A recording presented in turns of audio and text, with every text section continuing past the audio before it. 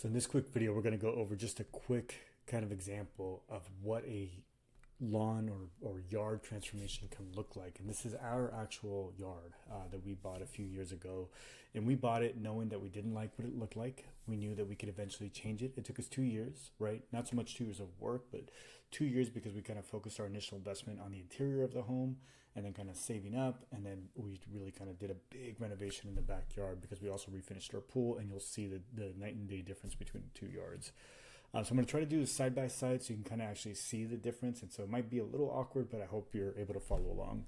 So they had already removed from here, and you'll see this kind of slatted fence that really provided no privacy. It was already kind of short, and it was just these little 2-inch triangular slats that really provided no protection. And I had to constantly be nailing them in with the nail gun. And then you kind of just see we had this awkward space back here, really narrow little walkway, awkward space. Didn't really know what to do with it. We had that really funky shed. And so I'm assuming there was a patio here at some point.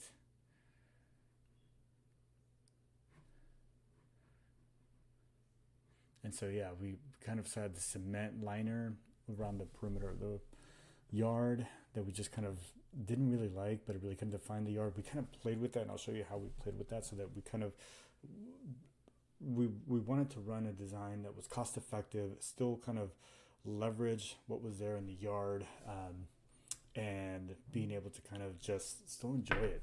And we got several quotes. One of them was just astronomical for what they wanted to do, and the proposal that they proposed was just not something we were at all interested in.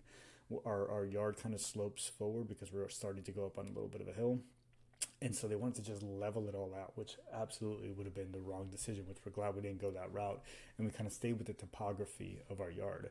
So you saw kind of what that looked like. And so here's what we ended up doing to it. So we put in a brand new fence. Right off the bat, you could see we widened the walkway, right? So we turned it from a narrow, like maybe just about 2 foot to a full on. I believe this is a 4-foot walkway that goes all the way across. So makes it a lot more comfortable to be able to walk from the front to the backyard. With regard to the shed, we completely demolished that. We're still kind of going back and forth on whether we're going to put in an ADU here or just put in another big storage shed so we can kind of free up the garage. Either way, we just wanted to have this space prepped and ready because the sewer line runs out to the front. And so here, running that sewer line and water lines, if we ever do go that route, would be fairly easy to do because of the way that we set it up. So we're always trying to kind of think a few steps ahead so that we're not designing something now that we're going to end up having to take apart later. And so we redid the whole fence. We put in, my wife loves to garden, so we just put in these 3 metal planters. We also ran some irrigation to them, so they all have irrigation in them. It's just kind of in the DG. When it came to this section up here, right, we were going to run DG this whole route, and if you want to look back at what it looked like, so you could have a comparison. So it's just this ugly, unkept yard that we worked with for a while. And the previous owners had, you can kind of see it here, had this odd garden bed that kind of encircled here and came out and really made the walkway between the fence and the grass really narrow. And so we knew we wanted to fix that. We were going to run just DG, but with the proximity to the pool, our daughter is the one that kind of said, you don't want the DG that close to the pool because it's just going to get dragged into the pool. And so wise input. We already had kind of a little bit of a design like this on the front of our patio where we had about a 6-inch rock little area. That's where our French drain goes. And so we decided to kind of play into that a little bit so that you could feel some cohesiveness in the backyard. We're still eventually going to have to redo our patio and our pool deck so that it all kind of matches and looks newer. But for now, this was kind of a great foundation so that we have a great place to entertain folks. And also you'll see that we had to put in this little retainer wall because like I mentioned, our yard, as you can see, this corner is the highest corner of our yard and kind of slopes this way. If we were to flatten this out, we would be about a foot to 1.5 feet below our neighbors. So we would have had to put a retainer wall here if we wanted to flatten this out, but we didn't. We liked the topography in our yard, and so we just put in this retainer so that we didn't have to drop it too much and still kind of keep a nice little flow, and then just kind of had the retainer wall stop here. So there's a nice large entrance into the grass area. And so we got rid of all of this old cement, and then reworked this kind of awkward planter area. From there, because I was filming this for somebody else, but you'll also see we redid our panel. We did that about 6 months into moving into the house, just because it was an old Zinsco panel. And so we redid that. That was about a $3,500 expense. So like you guys maybe have heard me say in other videos, not too crazy.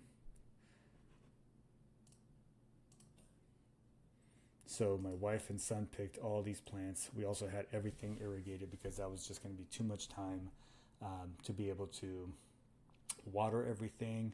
I'm running some electrical. I'm going to have to hire somebody because I did not do it well for my wife's fountain here, so that's still not functioning.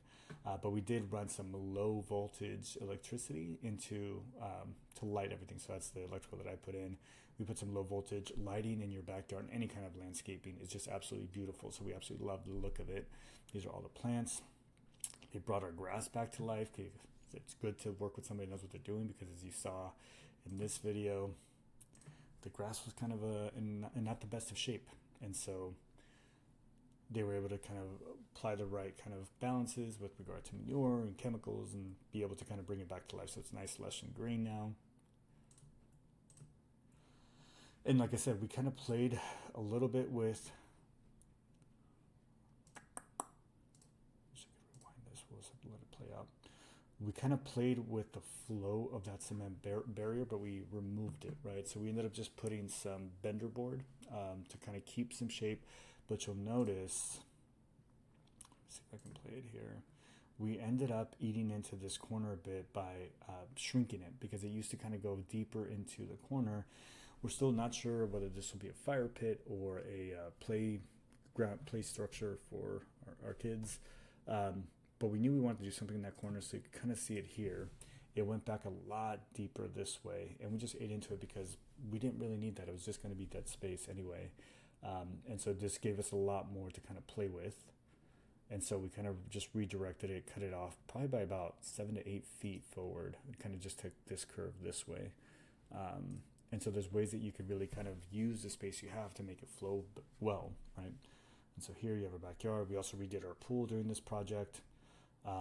Talk to me about that. There's ways that you can definitely kind of be as cost effective as possible in it. This is a Baja shelf. I would have never thought it was worth it. Even when my wife proposed it about putting it in, I was like, are you kidding me? It's going to eat into our pool. Why would we give up pool space?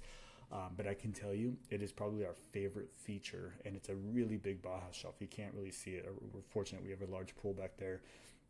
But that literally is where we hang out all summer long with our, at this point, he was just over 2, and it gives him a chance to just kind of hang out in the pool with us without us having to worry about him having to be, floating around the entire time. He can stand up, he can walk around and just interact with us in the pool without having to necessarily be physically held or have to be, in floaties the whole time. So it's just a great space. So if you're thinking about a pool renovation, a Baja shelf, in all honesty, is a great recommendation on that.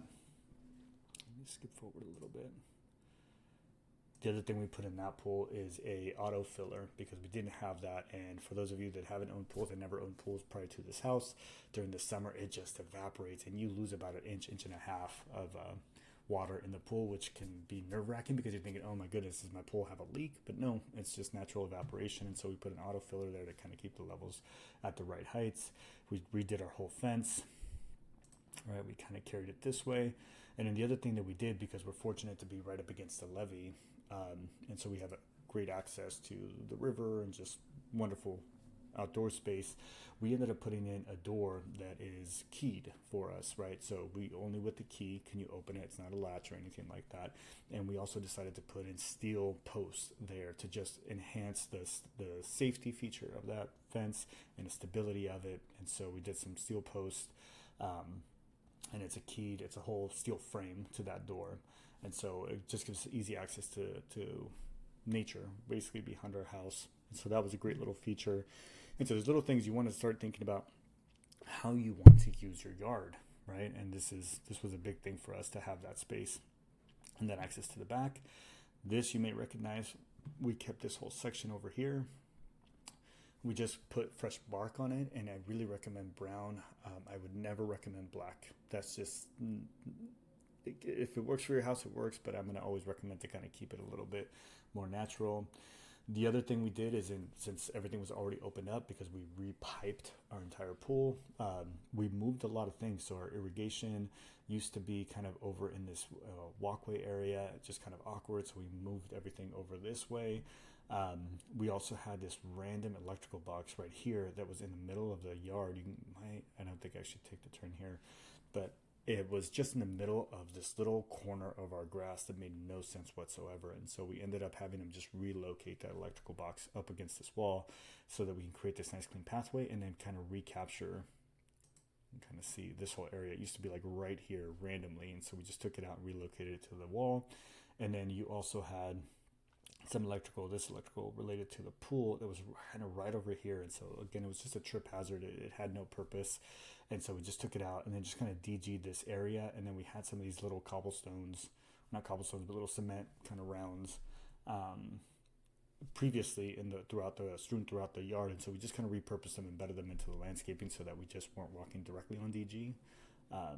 And so it just made it so it was a kind of a cleaner walkway for us. And so there's ways you can repurpose it. Our next project is definitely to paint the house. We need to change out our roof. It probably still has another 3 to 4 years, but it's kind of getting there. You can see the wear. And so we're going to be redoing our roof, redoing our gutters, and painting the whole house. We're still kind of figuring out what that looks like. But this gives you a good idea of what the potential can be when you are looking to embark on a remodel. You just have to kind of be as efficient as you can in working with the design that you have, so you don't have to undo a ton or redo a ton, but that you're just really kind of beautifying it.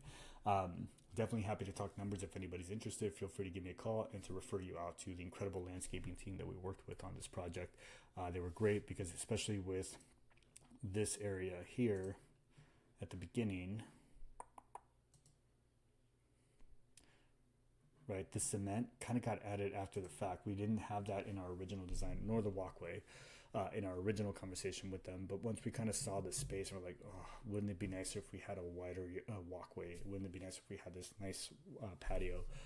We were able to work with them, and luckily you just have to kind of know when is the appropriate time to add some of these so that they don't have to undo anything. Fortunately, we were able to kind of stay in line with their schedule, so it didn't disrupt the overall schedule. It just allowed for them to kind of do so and keep chipping away.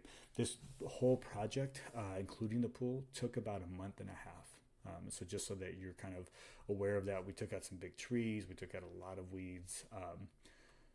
But overall, it's probably one of our favorite features of the house is just how beautiful that backyard is, and we can enjoy it all year round. So if you have any questions about this, if you're considering a house and just don't like the backyard, understand it doesn't have to stay that way. You have complete control over what that ends up looking like, whether you do it in little chunks here and there, or you're able to kind of save up a chunk and knock it all out at once.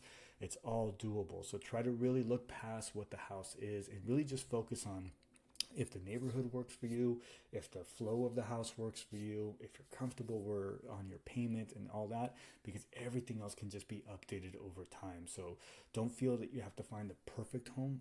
Make a home your perfect home. And that's what my wife and I have been fortunate to be able to do in all 3 of our properties, is make them as perfect for us as they can be and realize that it is for you, so that you don't kind of do anything, get too attached to it if you decide to sell it and move, because it worked for you. It may not work for somebody else, but while you're there, might as well make it work. So if you have questions about any of this or need any guidance, please don't hesitate to reach out. My information is here. And so thank you so much for watching. Hopefully we'll get a chance to connect soon. Take care. I'm Eduardo with the Partners in Real Estate team. See you on the next one.